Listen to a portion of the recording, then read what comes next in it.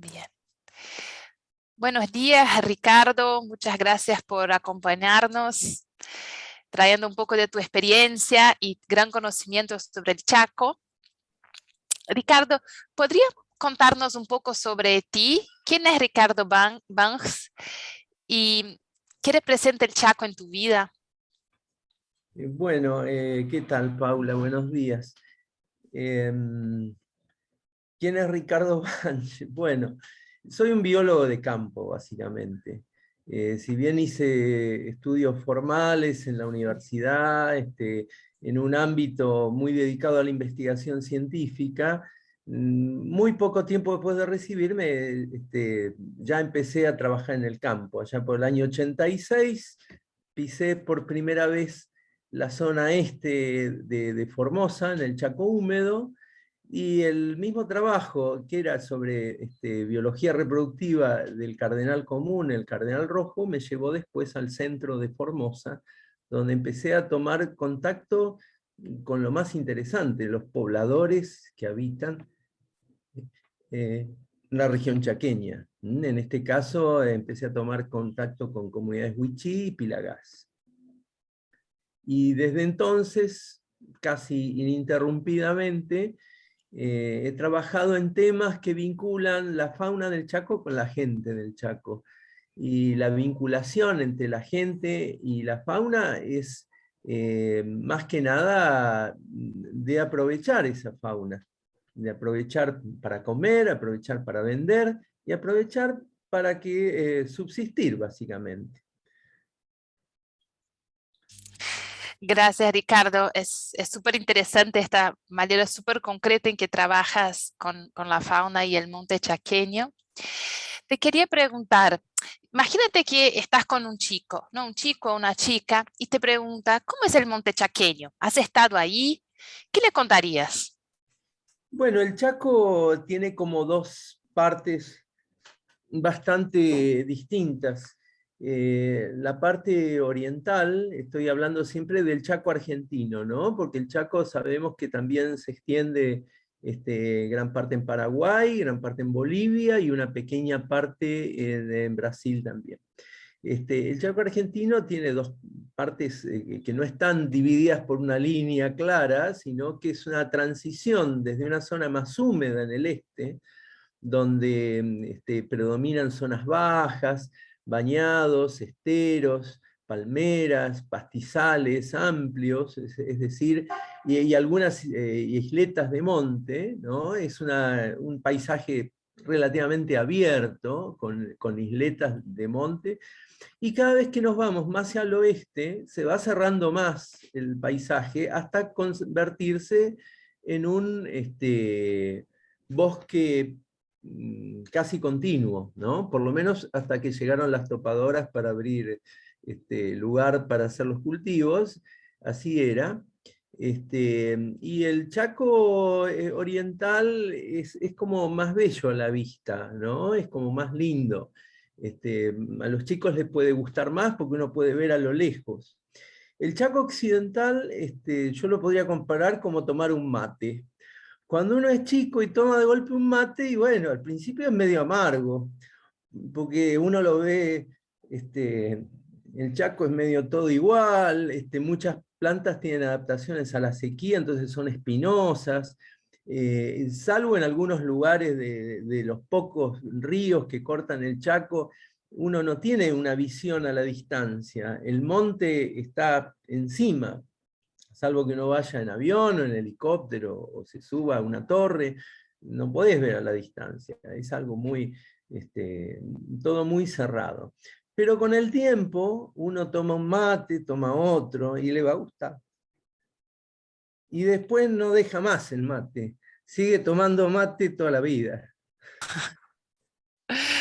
Qué lindo. La Y verdad, esa particularidad que tiene el Chaco semiárido es que tiene mucha gente viviendo adentro, gente de la zona, gente del lugar, que nació y vivió toda su vida en contacto con esa naturaleza. Esa gente es de la cual uno puede aprender realmente lo que es el Chaco. ¿Mm? Esa es la gente. Qué que lindo. vale la pena ir al Chaco para hablar con esa gente. Digamos, una cosa es el paisaje y otra cosa es interpretar el paisaje a través de la gente que lo vivió toda su vida. En el Chaco Oriental es un poco distinto, porque si bien hay gente viviendo en el campo todavía, son parcelas más grandes, son estancias, es más difícil, está cortado. Este tema de las estancias en el Chaco semiárido también está avanzando, cada vez son campos más grandes, se van privatizando, pero todavía queda mucha gente viviendo en el Chaco. ¿Vos dirías que esa es la principal causa de la deforestación hoy día? ¿Cómo la Para amenaza? el Chaco semiárido, la conversión de tierras en cultivos y en los casos también que se hace una ganadería donde se hace tabla rasa eh, con la vegetación nativa, sí, es uno de los problemas más importantes que tiene el Chaco semiárido, ¿no? También hay sobreexplotación de madera en algunos casos, es decir, también hay mucha degradación. Y no es que yo estoy en contra de que se cultive, ni en contra de sacar madera. Todos utilizamos todo, y más los habitantes de las ciudades. El tema no es qué hacemos, sino en qué magnitud lo hacemos y cómo lo hacemos. Y eso hasta ahora no tiene un límite, no tiene una contención, no tiene un rumbo. Es una explotación casi minera. Tomemos todo lo que podamos y se acabó. Y eso lleva a la degradación de ambientes y obviamente si uno saca el ambiente, nada natural puede existir ahí. Sí, vamos a un desequilibrio, ¿no? Hacia dónde estamos caminando. Ricardo, vos hablabas de lo hermoso que es escuchar a las personas que viven en el Chaco, ¿no? Nosotros en la colección Compañeros del Monte estamos trabajando con Reinaldo Prado, un pintor wichí, que si bien no está contando con palabras cómo es la vida ahí, ilustra en sus cuadros cómo es en su visión el monte chaqueño, la relación de la comunidad y de su cultura con el monte. Y en estas imágenes siempre vemos a chicos recogiendo algarrobos, chicos y chicas, subiendo en árboles, recogiendo el algarrobo. Y el algarrobo realmente está quedando cada vez más popular en Argentina, ¿no? Veo que mucha gente consume la harina. ¿Qué usos tiene este árbol?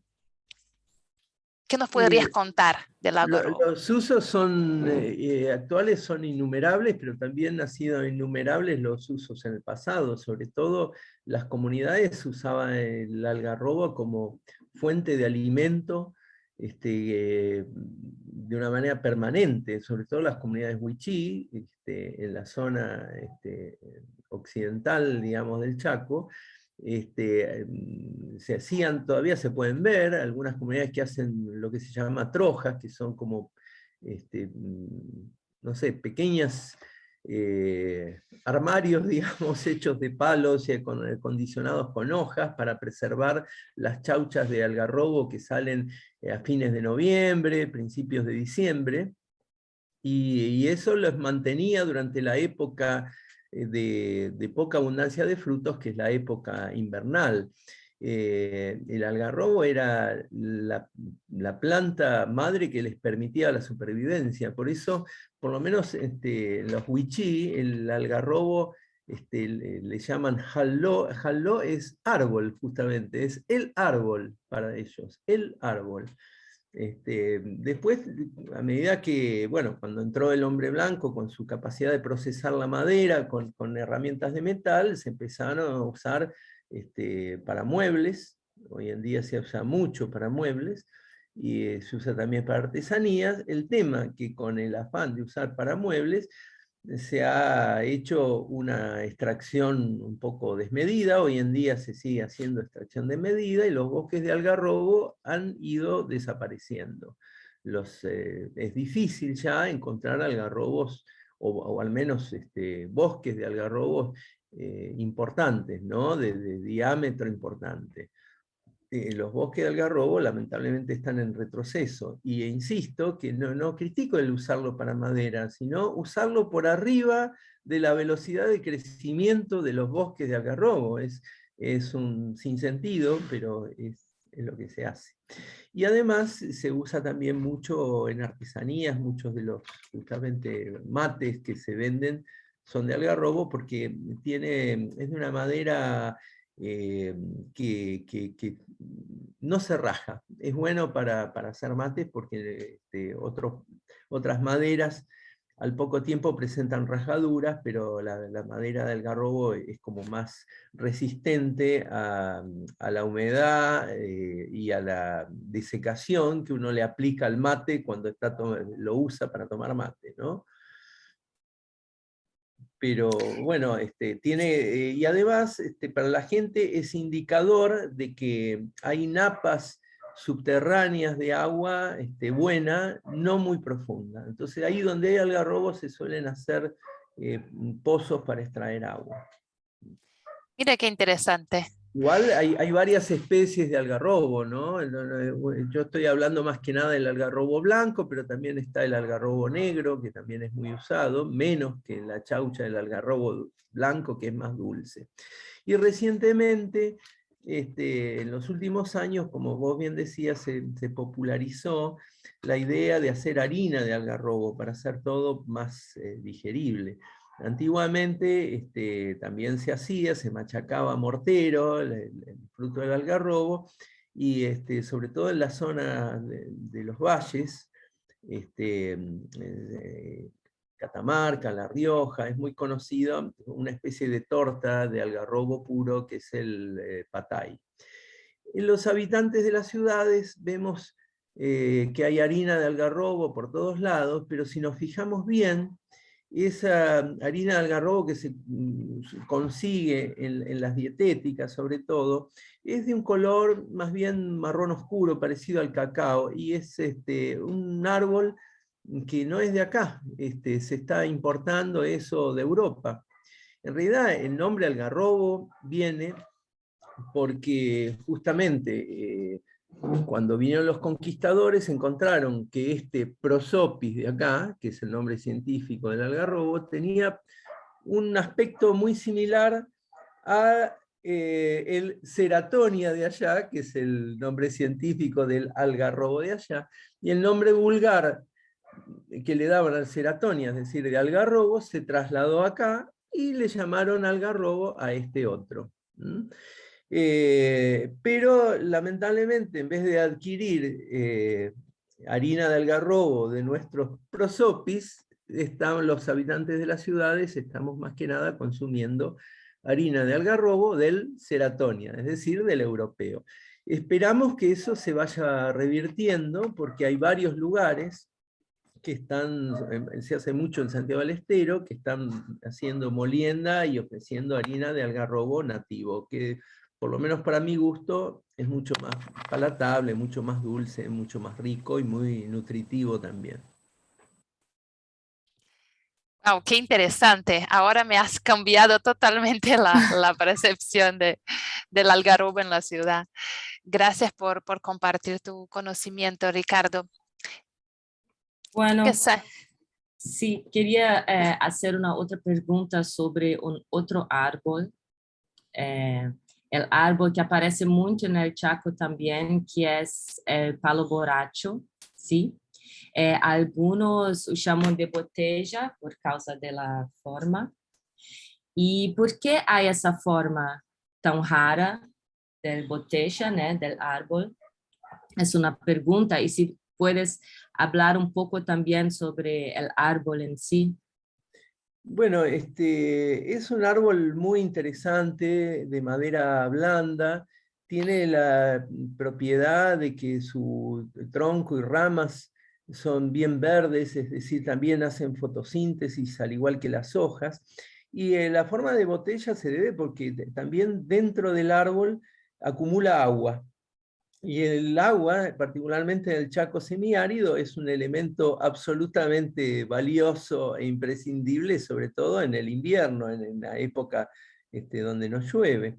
Y tan es así que el algarrobo está muy ligado a toda la mitología indígena también, cosa que no voy a ponerme a hablar por dos cuestiones. Una, porque no sé suficiente para hablar de eso, y otra porque hay mucho escrito sobre eso.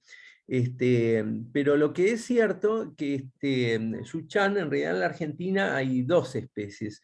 Uno que ustedes habrán visto de flor más bien rosada, a veces un poco más fucsia, intenso, que es el palo borracho del este, de zonas húmedas, ¿sí?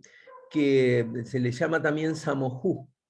En cambio, en la zona seca, o semiárida, el que predomina es el palo borracho de flor blanco y blanco amarillenta, que le dicen yuchán, ¿sí? En esa zona.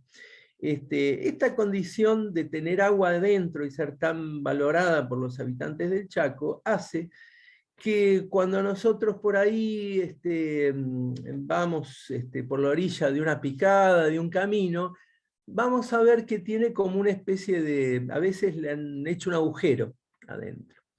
Entonces, y es muy posible que cerca del agujero podamos ver un palito con un jarro. Okay. Y ese jarrito lo usa la gente en medio del monte para meterlo dentro del agujero que hicieron en el tronco y sacar agua y tomar.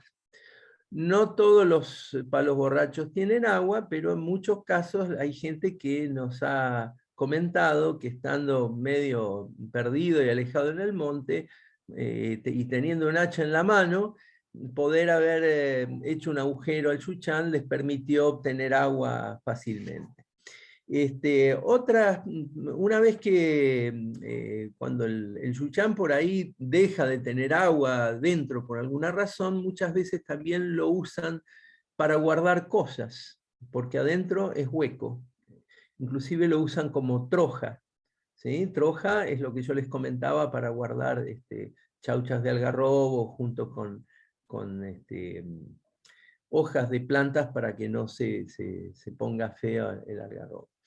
Es decir, que tiene muchos usos, y también lo usaban como porque la madera es muy blanda y liviana, para hacer canoas, también los habitantes de la zona, para navegar, por ejemplo, el río Bermejo. Y esto que ustedes ven ahí atrás, hablando de artesanías, son artesanías hechas justamente en madera de yuchán.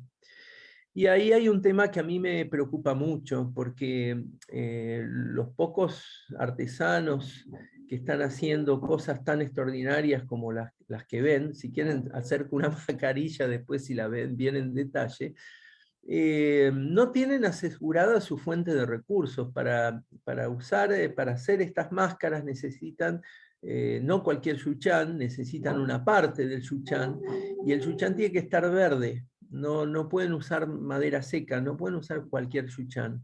Entonces la disponibilidad de madera para hacer estas extraordinarias artesanías que son famosas en todo el mundo, es cada vez más limitada, y es un problema. Y muchas de estas comunidades no tienen tierras propias.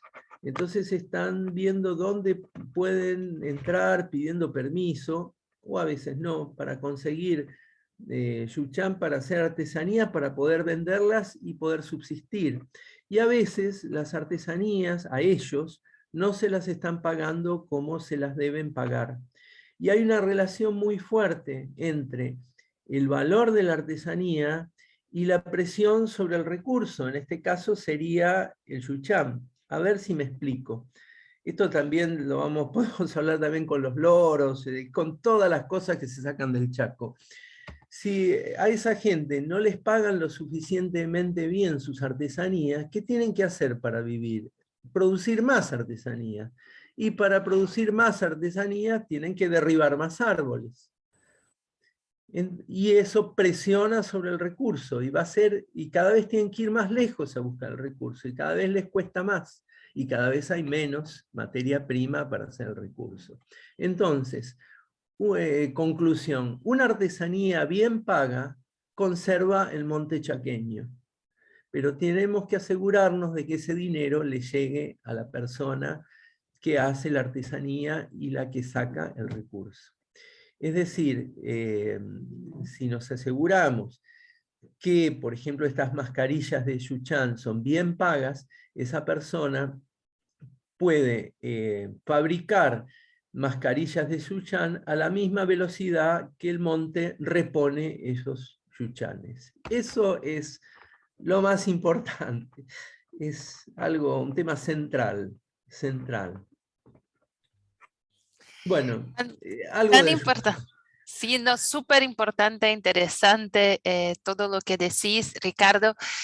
Y para mí, que vivo en Buenos Aires, y hay muchos ejemplares de Yuchán en la ciudad, ¿no? Entonces es especialmente interesante porque camino con mi hija y vamos viendo Yuchans o palos borrachos y todo lo que me contás me permite crear conversaciones interesantes con ella.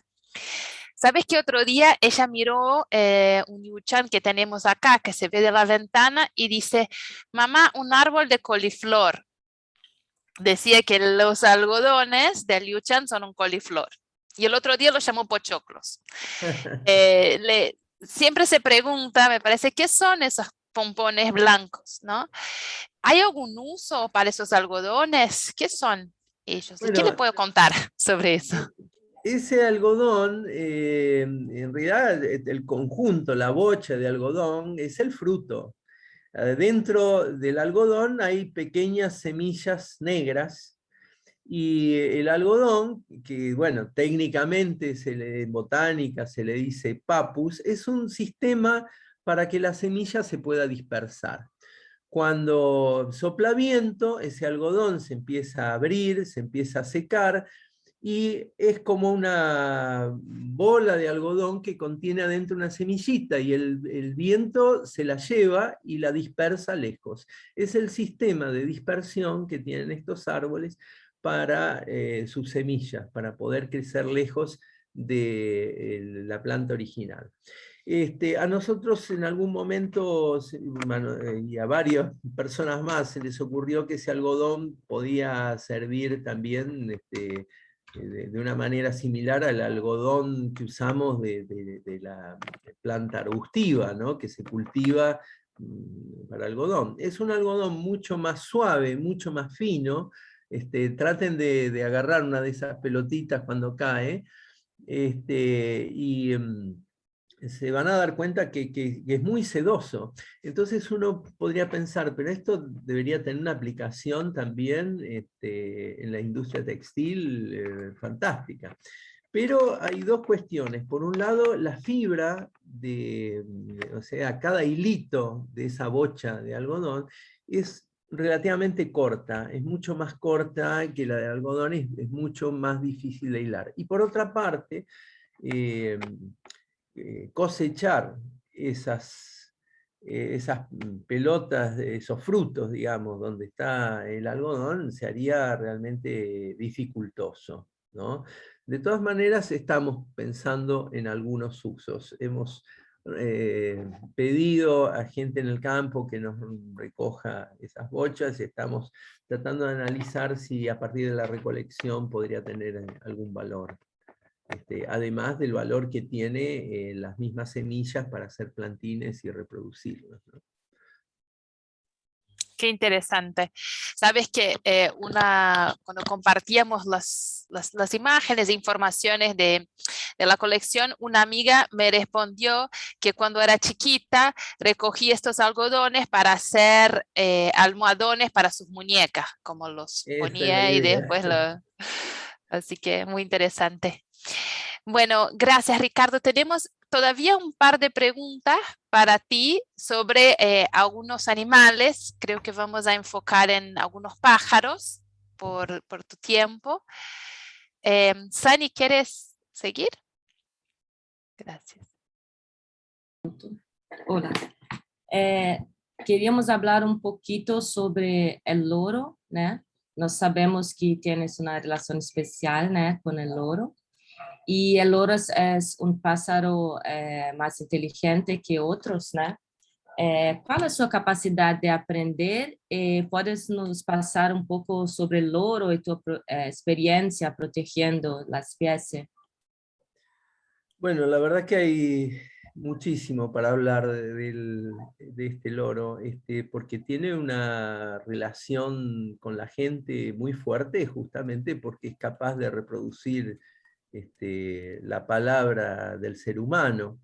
Entonces, y especialmente por esa cuestión, es un animal que es muy requerido como mascota, no solo por los habitantes de la zona de distribución del loro, sino que incluso hace unos cuantos años, en la década del 80, se exportaban de una manera legal y libre decenas de miles de loros habladores por año de la Argentina a diversos países del mundo. Ahí fue cuando yo empecé a involucrarme con mi actual trabajo, en la entonces Dirección de Fauna Silvestre, porque había la sospecha que sacar cada año decenas de miles de loros del monte para exportarlos, evidentemente podía afectar las poblaciones de los loros, y realmente era así. Nosotros empezamos a investigar como en el tema.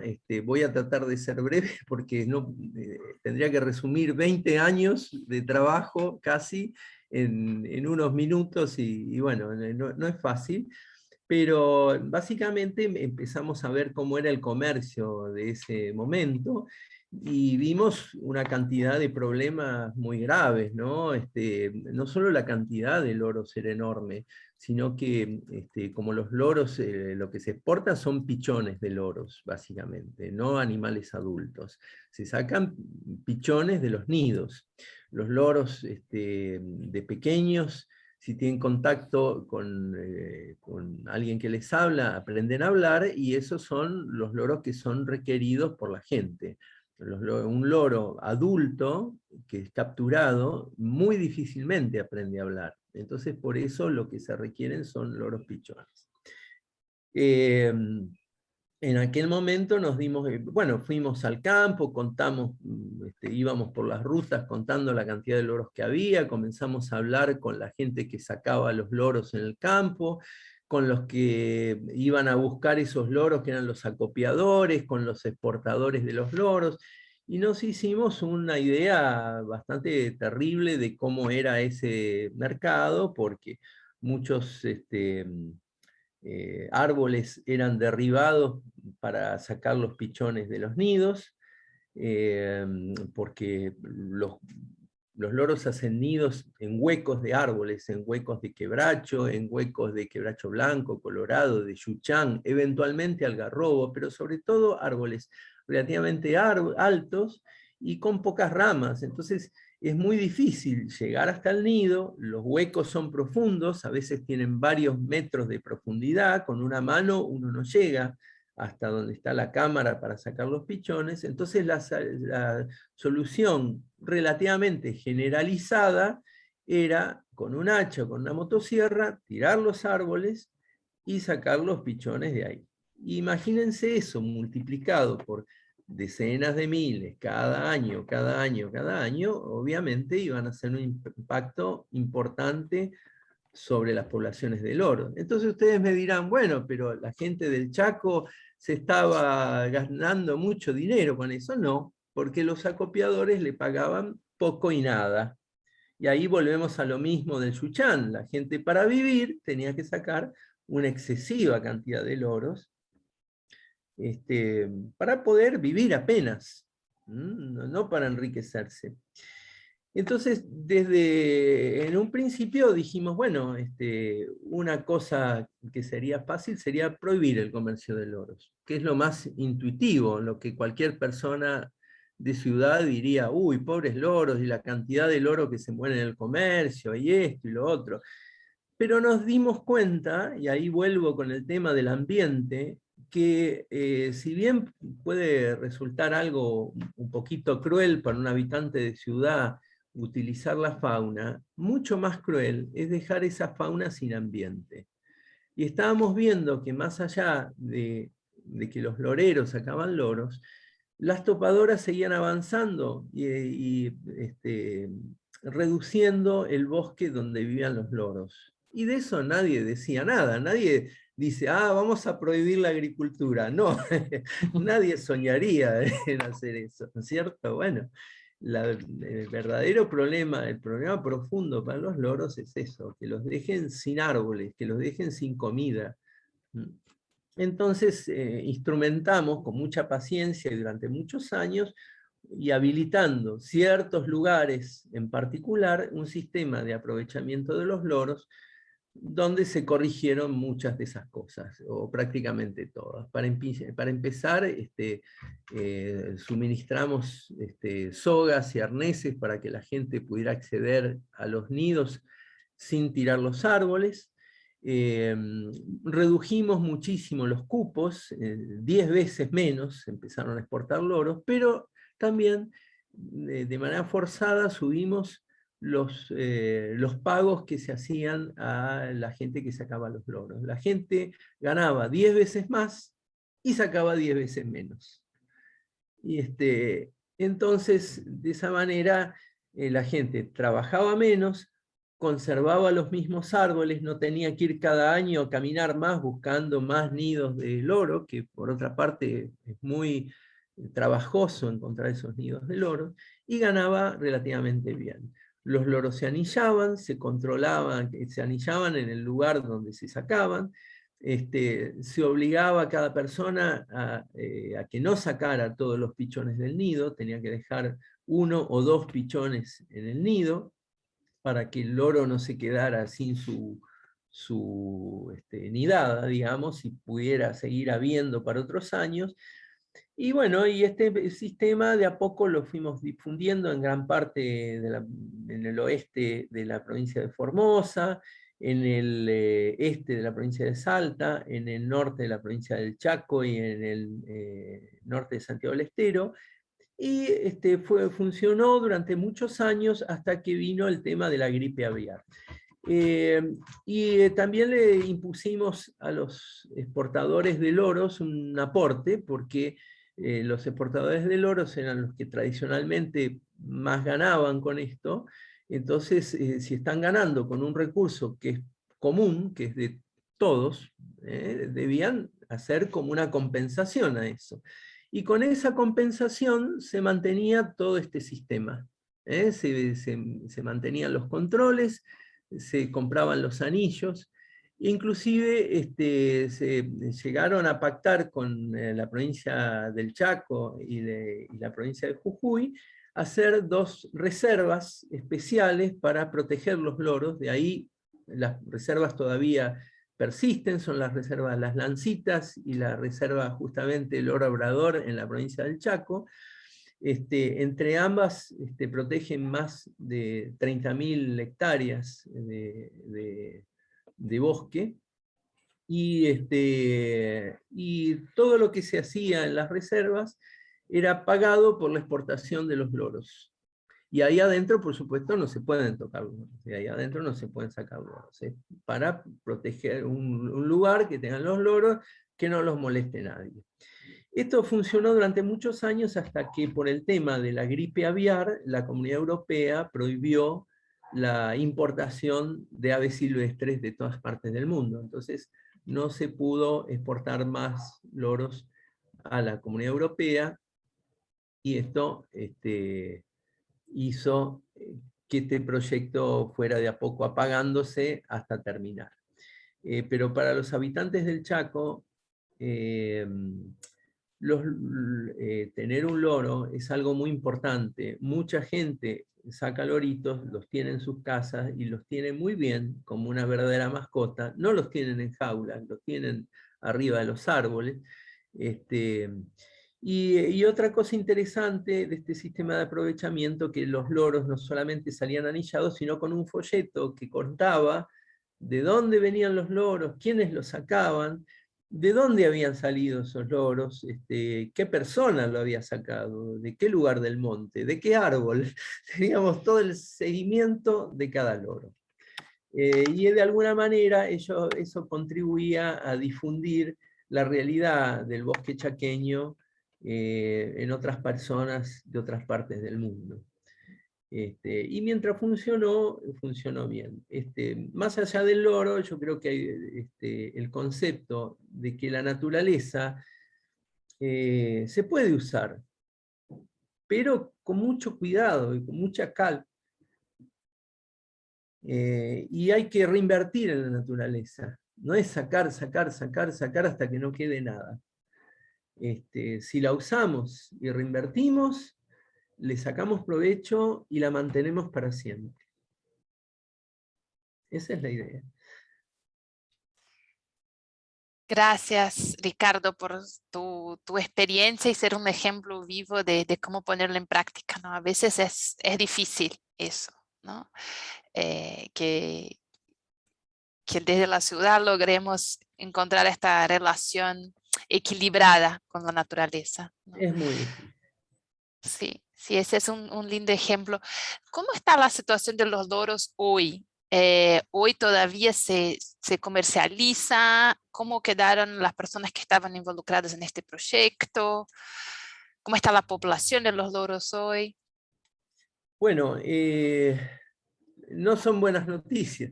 Para empezar, a medida que la Comunidad Europea, cuando la Comunidad Europea cortó su exportación, hubo que ir a cada uno de los colectores a explicarle cuál era la situación y que ya no iban a contar con ese recurso que era valioso para ellos, ¿no? Esa colecta de pichones se hacía en diciembre y se hacía en enero, y a ellos les entraba un dinero muy interesante.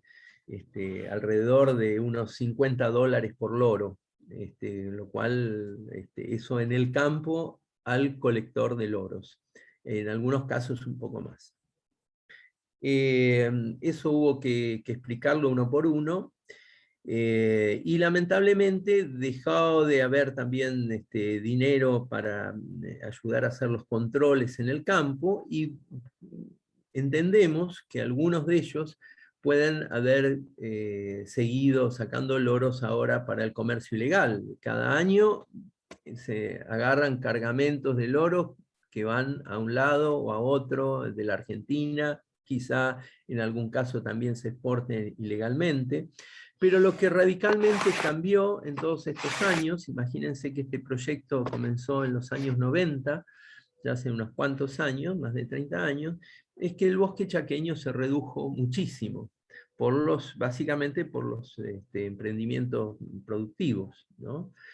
Y eso sin duda lo afecta al loro. Había zonas en las que nosotros íbamos a la mañana temprano y a la última hora de la tarde contando los loros que cruzaban las rutas, y contábamos 60, 70, 80 por recorrida, y ahora no vemos ninguno. O vemos 2 o vemos 3. ¿Pero qué cambió? Antes, a los márgenes de este camino que contábamos loros, había bosque nativo, enorme, espeso, en buenas condiciones. Ahora, ¿qué hay? Un cultivo de soja, o nada, o cultivo de maíz, o simplemente nada.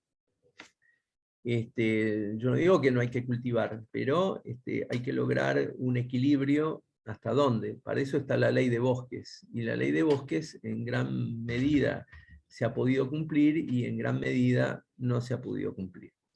O sea que el bosque chaqueño se redujo drásticamente junto con los loros. Los loros no son animales que necesiten un ambiente muy, muy prístino y muy especial. De hecho, acá en la ciudad de Buenos Aires hay loros, y hay loros nidificando, ¿no? Pero algo tienen que tener, algún lugar para reproducirse y para alimentarse tienen que tener. Si uno saca toda la naturaleza, y bueno, termina afectando a todos los animales silvestres, de una manera o de la otra. O sea que el panorama no está bien. En algunas comunidades Se continuó sacando algunos loros hasta el comienzo de la pandemia, loros que no se exportaron, sino que fueron a criadores de loros, a un muy buen precio también, y de una manera muy artesanal. Y de una manera también muy controlada, o más controlada que antes. Pero es como en 3 lugarcitos que no representa un ingreso realmente sustancial para mucha gente, sino para pocas personas. Así quedó. Las reservas, por suerte, siguen existiendo, las reservas que hicimos en aquella época, y funcionan bien, eso sí.